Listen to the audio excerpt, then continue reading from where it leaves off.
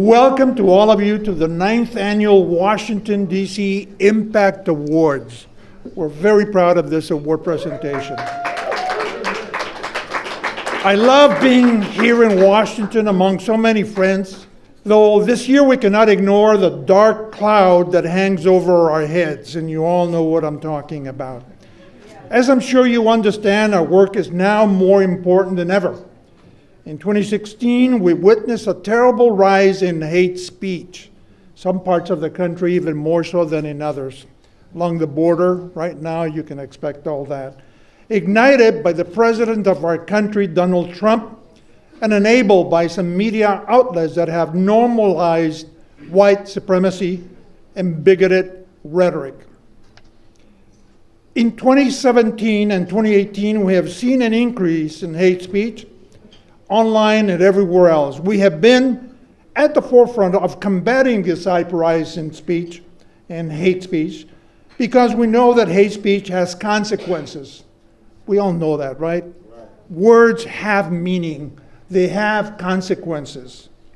In the past few weeks and months, this country has seen more and more crimes of hate committed against marginalized communities. Let me be clear that moving forward, the National Hispanic Media Coalition will seek partnerships from inside and outside of the media to ensure the media do not purposely or inadvertently condone white supremacy.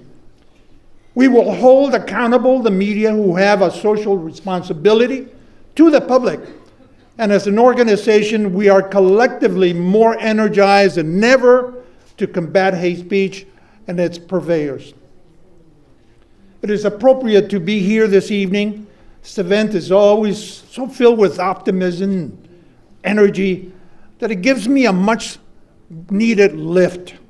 Tonight is no exception, and I'm very happy to be in your company. Thank you very much. This evening would not have been possible without the support of our generous sponsors. We all know, right, that we depend upon these folks. And fortunately, in most cases, we like them. We really do like them. You've seen the sponsors who have been on the screens throughout the night. And of course, we are always grateful for the support of our gracious host, the National Association of Broadcasters. This is now the 7th year that NAB has hosted us, and each year it's just gotten better and better. Now it is my pleasure to invite Josh Pollack, Vice President of Government Relations at here, NAB, to say a few words. Good to meet you. Please, that's the mic. Well, thank you all, and I just wanted to say a few quick words and welcome you to NAB. My colleague, Grisela Martinez, who some of you may know, is actually about 5 blocks away sitting in traffic and was going to welcome you, but in the interest of time, I'm going to do so in her stead. Hopefully she'll walk in while we're talking here. But in any event, want to welcome NHMC again, and Alex, Board of Directors and Board Chair Francisco Gutierrez, the NHMC staff, Franchella and Dacry in particular. We're really proud to host this evening again, and honored to continue our longstanding support of this really important organization, really one of the national leaders in advocating for more diversity and inclusion in media. NAB is also committed to improving diversity and inclusion in broadcasting and creating new opportunities for women, people of color, and other underrepresented communities. It's been said that until there's one, there can't be others. And thanks to NHMC's work, they are helping change the way our media ecosystem looks so that there's not only one, but many. We're also grateful to be celebrating not only NHMC's accomplishments, but also the champions they are honoring tonight. Senator Cory Booker, Congressman Tony Cardenas, Congressman Luis Gutierrez, Nidia Velasquez, the law firm of Spiegel and McDermott, and Olivia Wine. So thank you very much, and again, welcome to NAB. Well, as you all know, we have a new person here in Washington. In fact, 2 new people here in Washington. And the one leading this office is Franchella. And Franchella, please come up and tell them who you are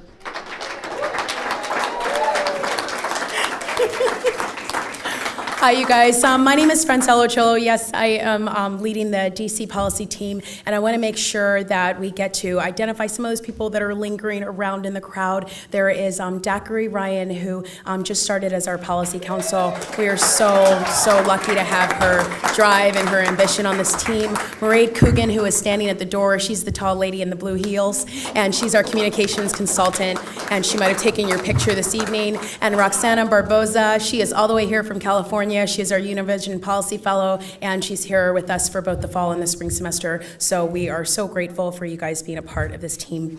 I do want to make sure that tonight we get to focus and make a big fuss over the advocates on the ground who are really doing the hard work, the grind every single day. And today I am so lucky that we get to celebrate, in particular, the Spiegel and McDermott team. And I do want to start by telling you a little bit about Spiegel, and then I'll tell you in particular about our superheroes. Spiegel and McDermott is a firm based in Washington, D.C. It was founded in 1967 and has long served as counsel to local and state governments and nonprofit organizations nationwide on a variety of communications issues, energy, transportation, and environmental matters. The firm represents both public sector and nonprofit clients on various telecom issues, including broadband regulation. They have particular expertise in municipal broadband, rights-of-way access, cable and video franchising, public safety licensing, and issues related to public, educational, and government access channels on cable video systems.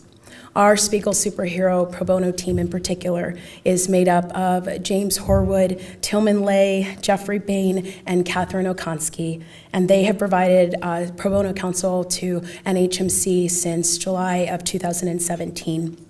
Specifically, they represent NHMC in our legal challenge to overturn the FCC's 2017 Restoring Internet Freedom Order that repealed the net neutrality rules, and they were also instrumental in working with NHMC to get the FCC to release the materials related to the 2015 open internet complaints. Specifically, I want to offer our debt of gratitude specifically to Tim for his wit, for James for his counsel and wisdom, to Kat and Jeff, who are consistently supportive and offer outrageous intellect on every single question that I bring to their team. So it is an honor for NHMC to present them with an award and recognize their outstanding public service to the Spiegel and McDermott pro bono team. So if you guys will come up. Here they come. Come on up. First, you have Jim Horwood, who's right over here. We have Tim Blay, who's coming up, Jeffrey Bain, and then Kat Okonski. Go ahead. Thank you. Ooh, there's a lot of you. And that is a mic, right? Okay.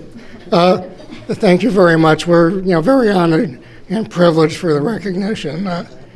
We got called about a year and a half ago from Gloria Tristani to help NHMC with getting Freedom of Information Act data from the FCC, which was kind of sitting on it. We were requesting the complaints filed by the public or comments filed by the public on net neutrality. The FCC was very slow and wouldn't produce it.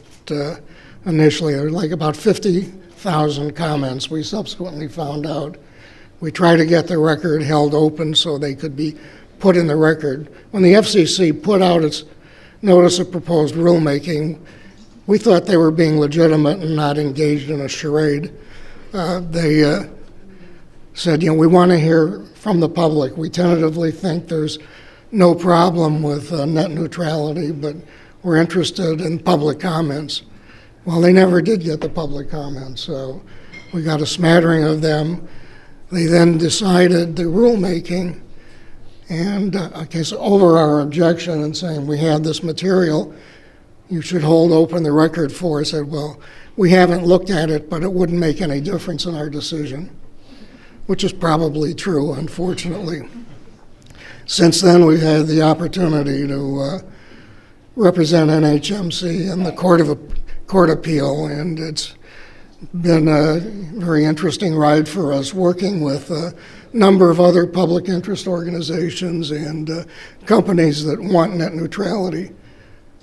I don't call it restoring internet freedom, I call it net neutrality. It's a very, very important issue. It's important for Latino community, all communities of color, and for everybody else. The FCC did a U-turn with this commission and threw out what the prior commission had done, which was a pretty good order. We consider it a real privilege to be able to work on this one. Gloria called me to represent NHMC. I knew who NHMC, so this was the kind of organization we could feel good about representing on a pro bono basis. So, thank you again very much. And I would say enjoy very much working with Francella. But again, we are eternally grateful for your support, for your counsel, and your continuous encouragement, even on rainy days. We appreciate you.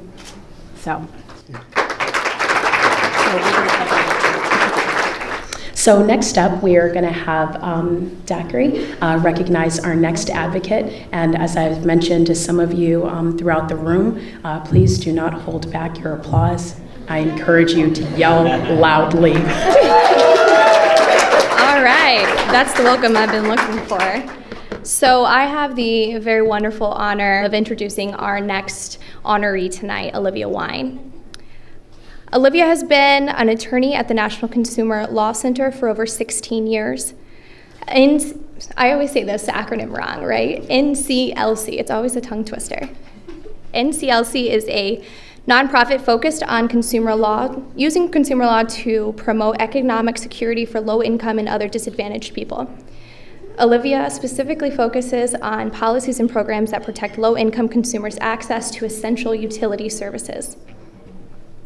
What sets Olivia apart from her peers is her depth of expertise and commitment to helping low-income consumers.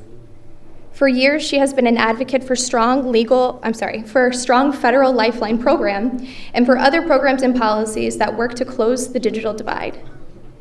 Olivia also works on the low-income home energy assistance program, weatherization programs, and intervenes in federal and state utility commission proceedings in matters affecting low-income utility consumer programs and protections. She's co-author of the 5th edition of NCLC's Manual Access to Utility Service and co-author of The Rights of Utility Consumers. Olivia has been more than just an ally to NHMC. She has been a thought leader, a cheerleader, a resource, and most importantly, a friend. For her service, NHMC is very proud to present Olivia Wine with this Impact Award for Outstanding Public Service.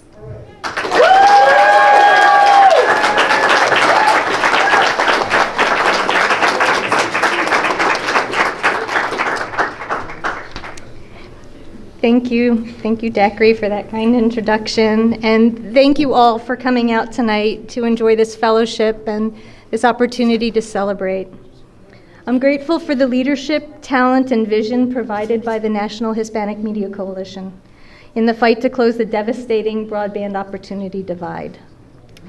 I've had the privilege to work alongside Francella and Daiquiri, as well as former NHMC staff and fellows, Commissioner Tristani, Carmen Scarrato, Mike Scarrato, Jessica Gonzalez. I'd like to also thank Mr. Nogales for nurturing and growing such a talented core of tenacious advocates. NHMC is truly a standout civil rights and media justice advocacy organization, and that is why I'm so honored to receive this prestigious award. There's much work to be done, as nearly a third of Latino families do not have access to affordable broadband, and the opportunities that such access brings. Access to reliable, affordable communication services is also a lifeline in times of devastating natural disasters, and is critical for helping households to recover and rebuild their lives afterwards. So I consider myself blessed to work alongside NHMC in this fight. Together, we will continue to advocate for a strong federal lifeline program and to help bridge the broadband opportunity gap for our children and our communities. Thank you. Well, as some of you know, I will be leaving NHMC in December of 2019, 1 year from now. The next presenter will succeed me. She was the first executive director of the National Hispanic Media Coalition 30 years ago. She was a young girl. Years later, she became a board member and then the NHMC chair. All this to say that she knows NHMC's work, has the energy, the passion for it, and will succeed me, as I said, December 31st of next year, not this year, okay? Please welcome Brenda Victoria Castillo. Good evening, everyone. Thank you for coming today. So for those of you that don't know me, I actually began earlier than Alex said. I was in my 20s, and I started to volunteer for the National Hispanic Media Coalition. I really believed in the mission, and then later on I was offered the position of executive director of the organization, and then I went on my journey of life, and then I was asked to come back to be on the business advisory board, and then I was the chair of the board. Speaking about the board, I wanted to introduce our board member that's here tonight, Fernando Soler. Thank you, Fernando, for always supporting us. And we haven't introduced our other staff member, Felicia Mora, who handles all our events. Felicia? So when Alex first asked me to introduce Congressman Cardenas, I was so happy because I've known him for so many years and I really admire and respect his work. But unfortunately, he was not able to attend tonight. So we do have the award for him. And I do want to talk a little bit about what he has done and worked with the NHMC about. Tony Cardenas has been a great ally and advocate of this organization and to fight to restore net neutrality and to protect Latino consumers online. Notably, Congressman Cardenas has time and time again has rallied and pushed alongside his colleagues to save Lifeline, the Lifeline program at the FCC, a program that provides vital connections to the 21st century society for low-income consumers. But what I most respect about Congressman Cardenas is that he has publicly came out against this administration's caging of children and tear gassing of families. So thank you, Congressman, for standing up for digital rights, for civil rights, and for human rights. The 2018 Impact Award for Outstanding Public Service goes to Congressman Cardenas.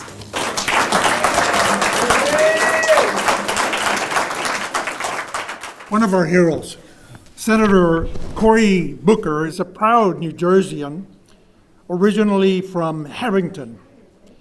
He received his undergraduate degree from Stanford University. My brother went there. Oh, right. Yes. Where he played on the varsity football team. At Stanford, he was awarded a Rhodes Scholarship and went on to study at the University of Oxford.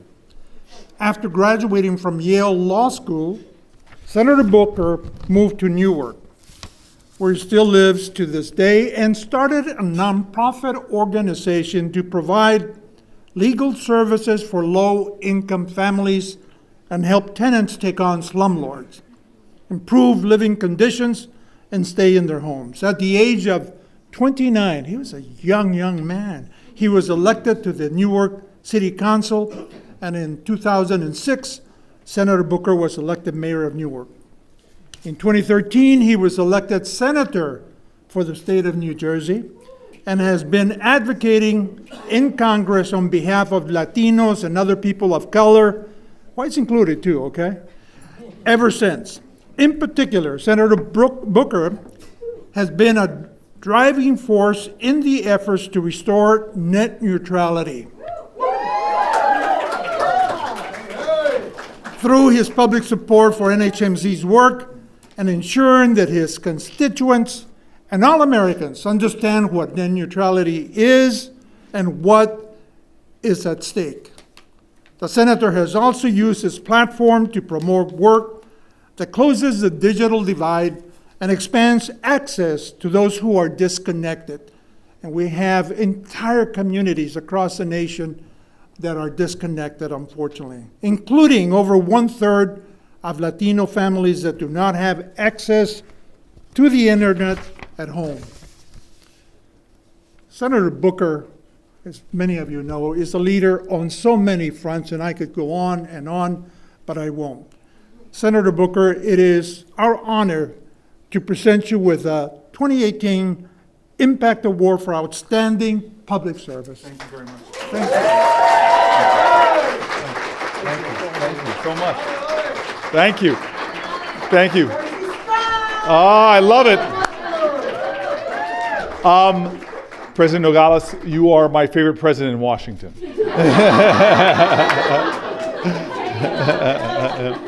But I'm so grateful for your kind words and for bestowing on me this incredible honor. The truth of the matter is, I really think it's people like me that should be giving honors to you and this great organization for the work that you're doing. We come from a mighty tradition in this country. This nation was founded in a way that broke with the course of human events. This is not a monarchy. This is not a theocracy. This is not a nation like others that are founded because of racial or tribal lines. This country was founded on ideals. Now, I don't want to whitewash the history of this country. Native Americans are referred to as savages in our Declaration of Independence. Women aren't referred to at all. Blacks are fractions of human beings. But what made this country special was the imperfectly great people that founded this nation said we would be a nation of ideals. And what I love about this is that every generation has been striving to make more real those ideals. And part and parcel of those ideals, what this organization embodies, is this idea that we need each other. I love the end of the Declaration of Independence. It ends with that we must mutually pledge to each other our lives, our fortunes, and our sacred honor. Now, I just think that this is a time where the sacred honor you all are showing in this organization is critically needed. And what is that honor? It's understanding that everybody in this country, which is a radical thought, is born equal, created in the image of God. But more than that is that we are each other's greatest resource. There was a great African-American poet, Gwendolyn Brooks, that said, "We are each other's business, we are each other's harvest, we are each other's magnitude and bond." This idea that we all have value and have dignity is really what we're striving for. Because if you know that someone has value and dignity, you know that they have worth and that we need everyone at the table for this country to manifest its greatness. I really get frustrated when I hear people say that the aspiration for America now is tolerance. Like, go home and tell somebody you love, "I tolerate you," like, as if that's a great aspiration. A tolerance is a floor. What this country really should be going for is love. And love is that passion that says, I recognize your dignity, I recognize your worth, but even more so, it's that I recognize I need you, that we have a common destiny, and in fact, I'm invested in your success, because if you succeed and your kids succeed, I do better. This organization really is about love, and that's what I like. It understands that if I extend broadband to your community, your children get a chance to access education and opportunity as a result of that, we all do better. It understands that the greatest natural resource this country has is its children, and we need to do everything we can to include them in the story of America. It understands that there's no community, this country cannot be great if any community is underrepresented in this country's opportunity, in this country's successes. And so all that you all stand for, to me, is something that is not just good to have. My mom, who was an early black executive at IBM, it's just not that you have beautiful shades around the table. It's understanding that we need each other. The more that we have diversity, the more it's a sign that we are accessing the great strength and the great traditions of America. And so I just want to say thank you tonight, because there is incredible work to do. We are now at a time in our nation where it's becoming in vogue to express bigotry or hatred. I mean, remember being dumbfounded where there was a person running for president that said an American citizen born in this country couldn't do their job as a judge because of their Latino heritage. I remember that a campaign that began with preaching about race, whether it's Mexicans, Muslims, Chinese, being the source of our problems. We are not each other's problems. We are each other's hope. We are each other's possibility. We are each other's promise. And so I just want to encourage you all in your work. I want to give you, quiero dar usted aplauso. Aplauso es tan importante, es tan importante. Necesitamos continuar la lucha, necesitamos continuar nuestro trabajo. Y yo tengo fe y esperanza. Yo estoy seguro. Si nosotros continuar nuestro trabajo duro, unido, vamos a tener éxito. Gracias.